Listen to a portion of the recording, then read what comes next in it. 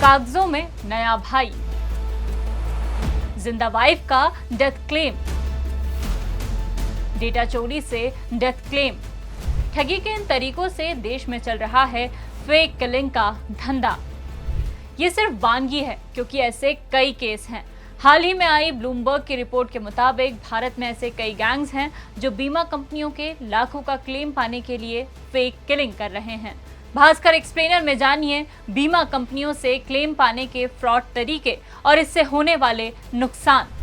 Fraud का पहला तरीका, कागजों में भाई, लाखों का डेथ क्लेम। असम के बरपेटा गांव के इस्माइल हुसैन और बीमा एजेंट मानिक ने मिलकर फेक किलिंग की एक नई कहानी लिखी। हुसैन ने फर्जी बर्थ सर्टिफिकेट के जरिए कागजों में अपना एक भाई पैदा किया, लोकल स्कूल के हेडमास्टर से उसके सर्टिफिकेट बनवाए। बीमा एजेंट मानिक की मदद से हुसैन ने अपने कागजी भाई के नाम पर 25 लाख रुपए का जीवन बीमा करवाया और नॉमिनी में खुद का नाम डाल दिया। ब्लूमबर्ग के मुताबिक हुसैन ने बाद में फेक डेथ सर्टिफिकेट से दिखाया कि उसके कागजी भाई की 30 सितंबर 2012 को मौत हो गई। 5 साल बाद हुसैन ने डेथ क्लेम के लिए दावा किया। कागजी भाई के नाम पर इंश्योरेंस कंपनियों से 25 लाख वसूलने के बाद हुसैन भी इंश्योरेंस कंपनियों से जुड़ गया और मानिक के साथ मिलकर गैंग बना ली। फ्रॉड का दूसरा तरीका, मृतक को दोबारा मारकर 17 लाख का क्लेम। इलेक्ट्रीशियन नवाब की बिजली लाइन ठीक करते वक्त करंट लगने से मौत हो गई। उसे कब्रिस्तान में दफन किया गया। कुछ दिनों बाद नवाब की बीवी मफीदा खातून के पास 4 शख्स पहुंचे। उन्होंने मफीदा से नवाब के जीवन बीमा के दस्तावेज मांगे। इन लोगों ने कहा कि उनकी बात मानोगी तो क्लेम का पैसा 2 गुना हो जाएगा। ब्लूमबर्ग के मुताबिक इस फेक किलिंग गैंग ने मफीदा से पति की वोटर आईडी, जीवन बीमा की रसीद और कुछ सादे कागजों पर साइन करवाया।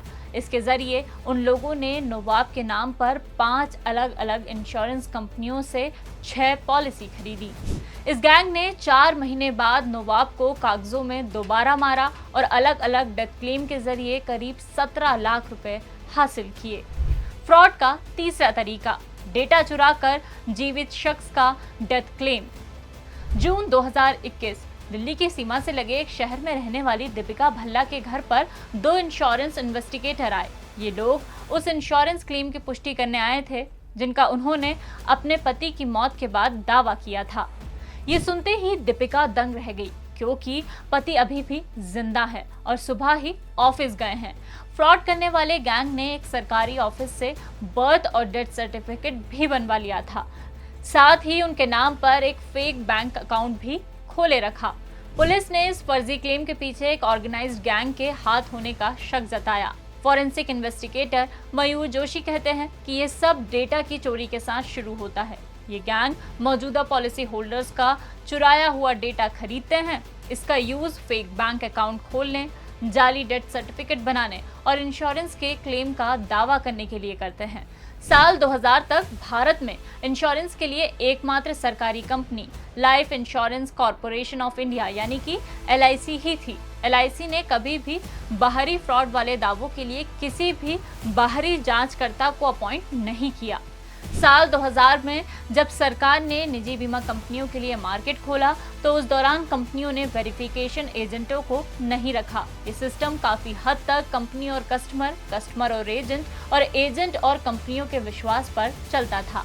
गला काट स्पर्धा बढ़ी तो टारगेट पूरा करने में परेशानी हुई और एजेंट्स ने शॉर्टकट का सहारा लिया। ऑडिट कंपनी डेलॉयट के अनुसार फ्रॉड से भारत की इंश्योरेंस इंडस्ट्री को 2012 से 2019 के बीच 28 अरब डॉलर यानी 2.2 लाख करोड़ रुपए का नुकसान हुआ है। तो ये थी इंश्योरेंस के पैसे पाने के लिए फेक किलिंग करने की पूरी कहानी। और भी ऐसे ही वीडियोस के लिए जुड़े रहिए दैनिक भास्कर ऐप पर, क्योंकि सच करीब से दिखता है।